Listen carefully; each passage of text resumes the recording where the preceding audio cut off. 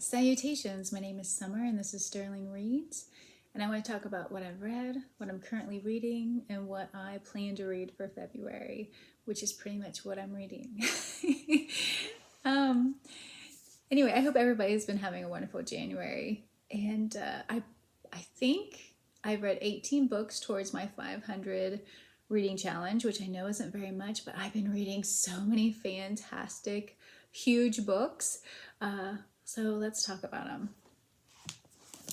One of the best books I read, which I want to say it's last year because I started it last year and then I finished it the first week of January, and that is Captains and the Kings by Taylor Caldwell. This is my first book I've ever read by her. I guess she goes by a couple different names. I need to research her some more and find out everything that she's written because this is one of the best books I've ever read. It will be on my top 10, which I'm wanting to redo because I feel like every year as you read more books, it's like it's going to change. Some of those on the top 10 are going to go down a little bit. And then throughout the years, I feel like some of them might be added back on because you know how after you read something and it just sits and marinates, the books feel different. Like you may love a book and then it settle down, or you may really like a book and it just grow in your mind, and you have feelings about it all throughout the year. So anyway, this book, where to start? Okay, so I don't feel like I'm going to be giving you any spoilers, but I am going to tell you some things about the book. So this is about a boy. It starts off with a boy named Joseph Francis something Armand. Like he has a really long name. But he's 12 years old and his family are coming over to the United States from Ireland on a ship. And they're supposed to go to Ellis Island, but they're turned away because there's sickness on the ship. And so they're sent to Pennsylvania. And so that's where he starts. So the mother dies, the father takes off. And so it is a 12-year-old Joseph who is supposed to take care of his two younger siblings. He has a brother and sister that are a lot younger. And it's the decisions that he makes throughout his life, how he handles things. This is historical fiction.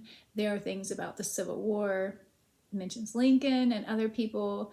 Also the racism towards Irish. It's absolutely fantastic. I absolutely love the flawed characters, how human everyone is. I love her writing.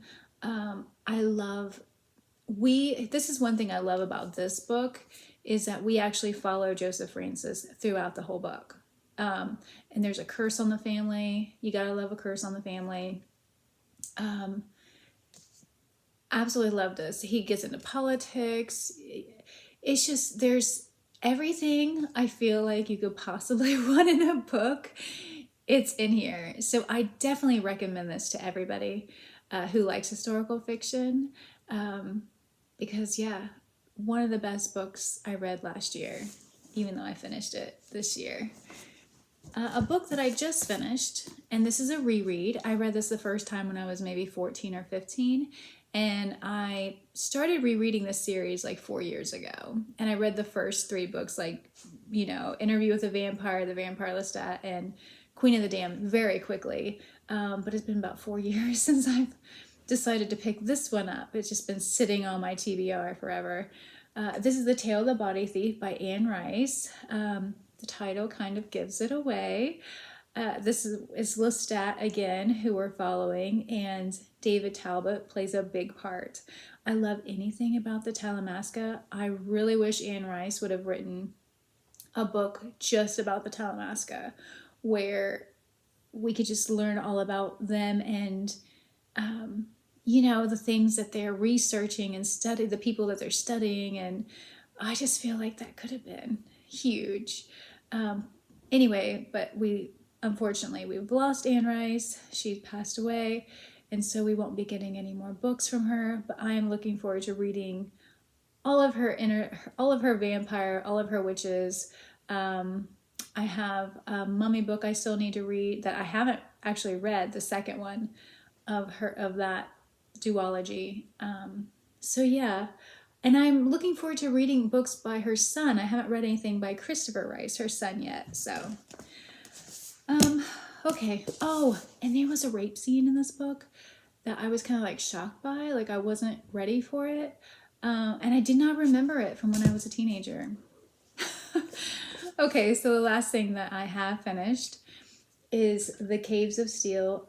And I must have finished this the very end of December, because it's not in my January, books I've read. It's in my December.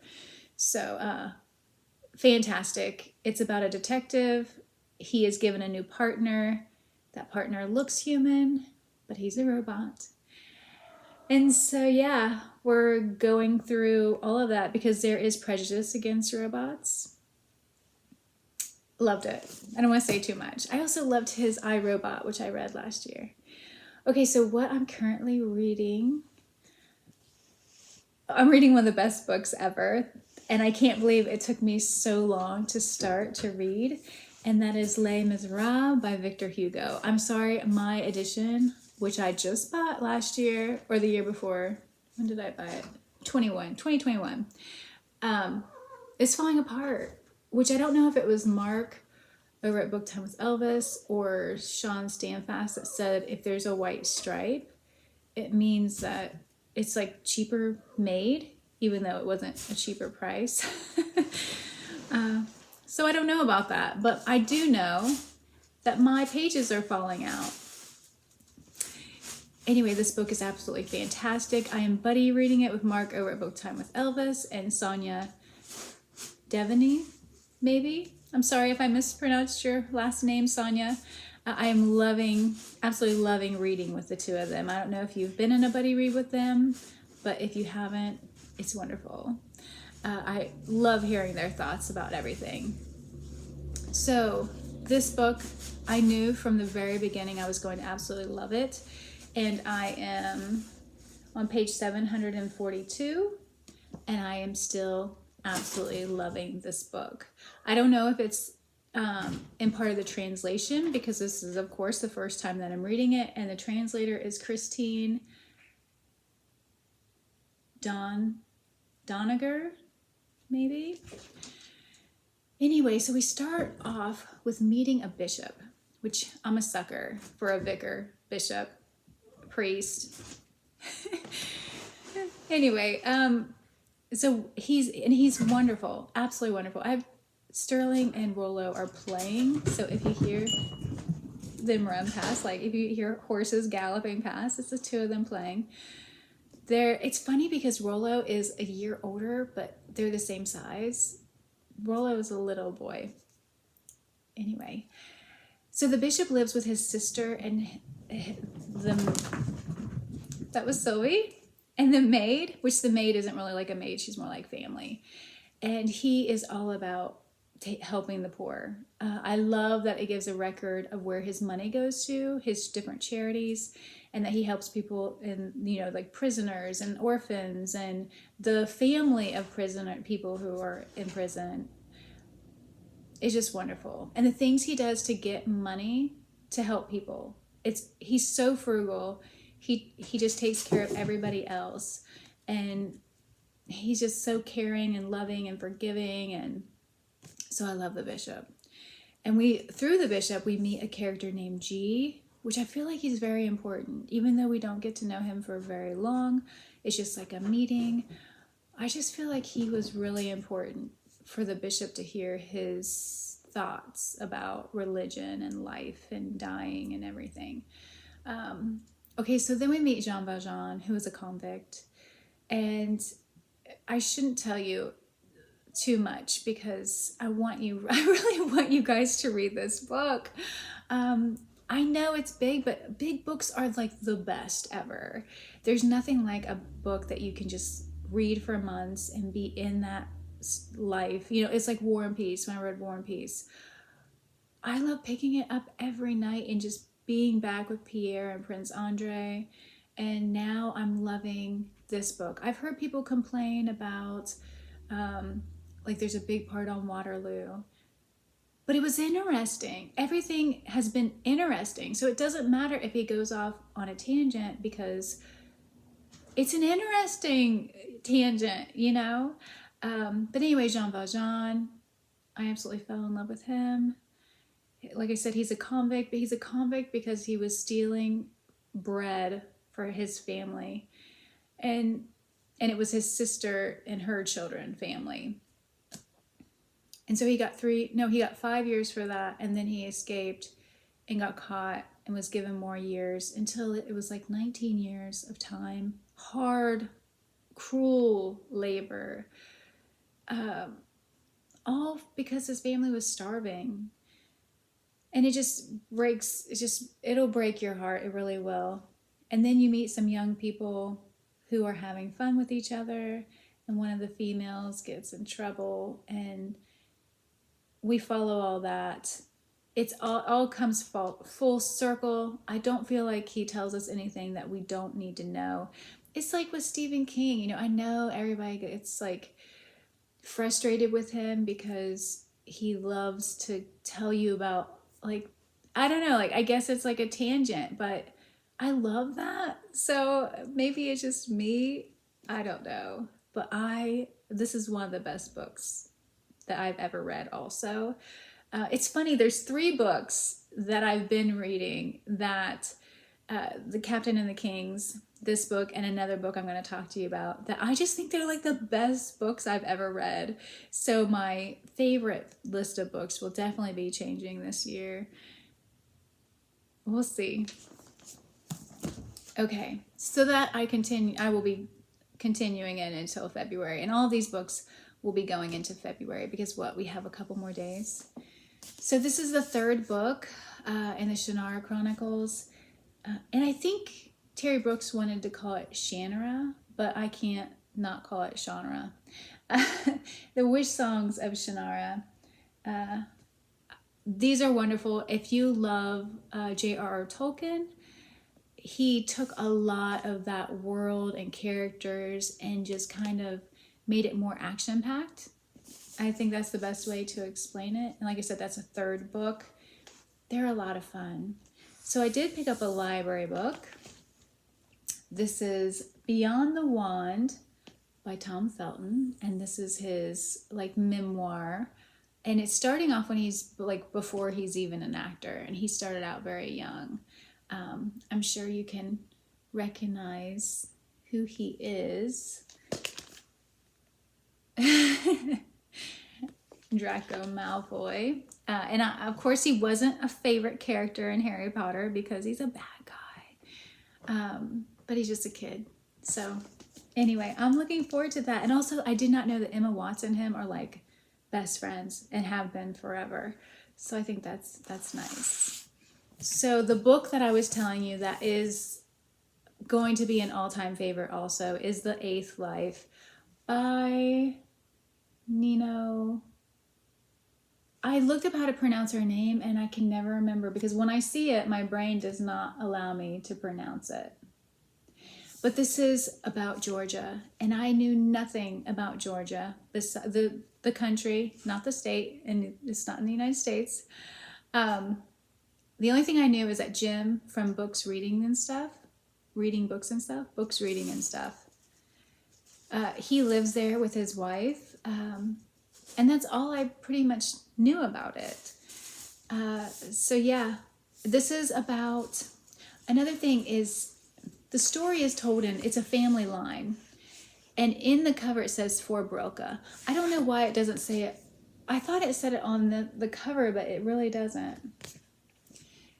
There is a woman, a mother, telling about her family line and their history to her daughter Brilka.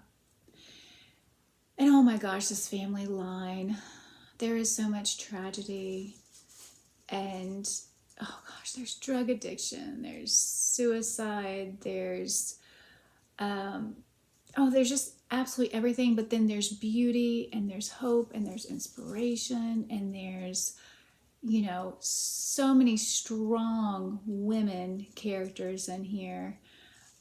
And it's absolutely beautiful. It's a fantastic book. I'm looking forward to reading.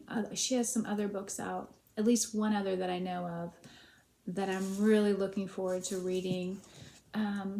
So this looks huge. It really isn't. It's under 1,000 pages. It's like 900 and some.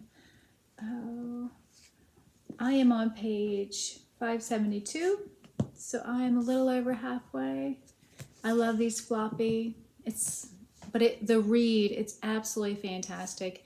And I also recommend this. I'm sorry I'm recommending like such big books, because even Captain and the Kings was over 700 pages. But apparently I love being in a story for a long time. I actually dislike short reads or short stories because I feel like I didn't get enough. So there's another big book for you guys.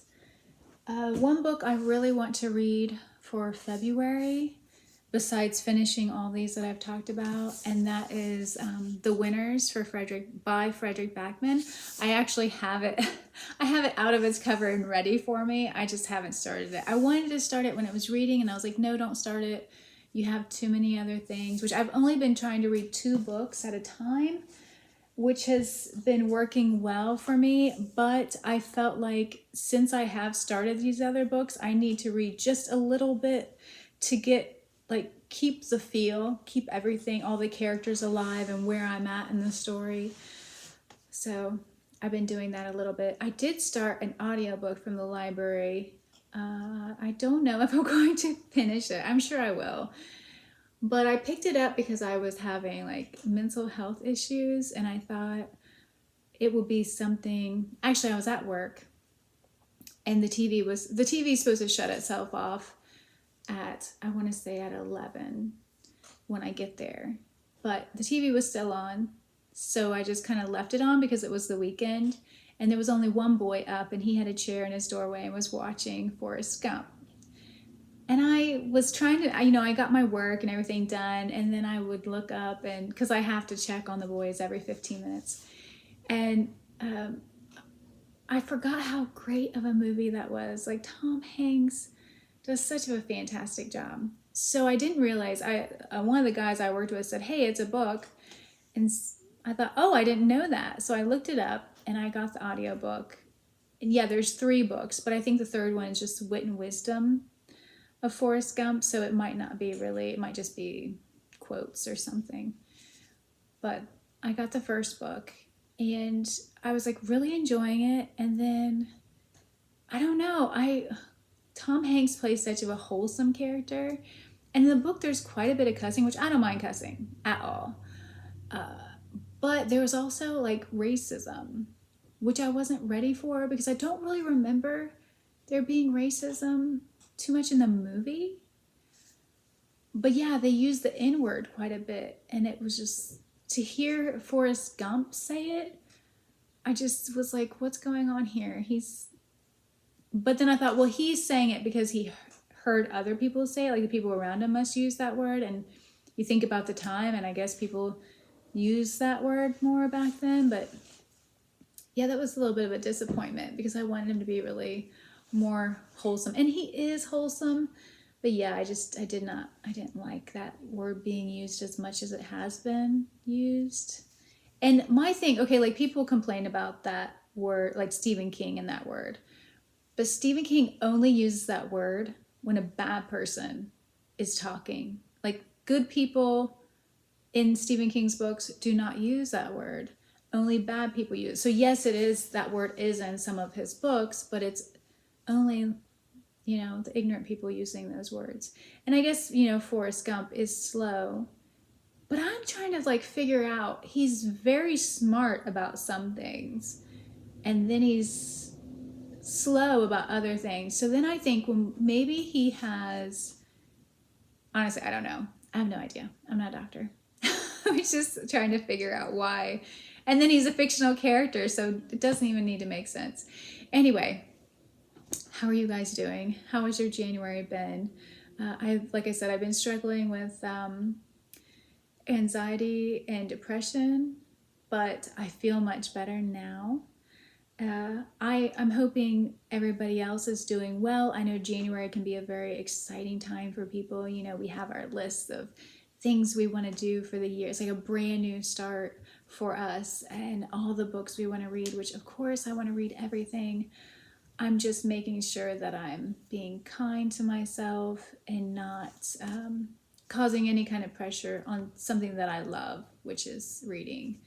All my cats are doing well. I'm still working 2 jobs, but I have now figured out a balance just this week. So I'm working every day, but I'm not working 2 jobs in one day anymore, because that was really causing me really bad anxiety where I knew I wasn't going to sleep, and my sleep is so important to me. So anyway, let me know about any plans that you've been making, any reading plans, any life plans, how you guys are feeling. And I'm reading I started a couple ebooks, which I'll tell you more about once I get them finished or closer to finished. And like I said, I've read 18 books on my 500 reading challenge, so I'm pretty happy about that, especially since I'm reading a lot of library books and a lot of bigger books right now. I don't mind that they take more time because I'm loving everything that I'm reading, and I feel like that's the most important.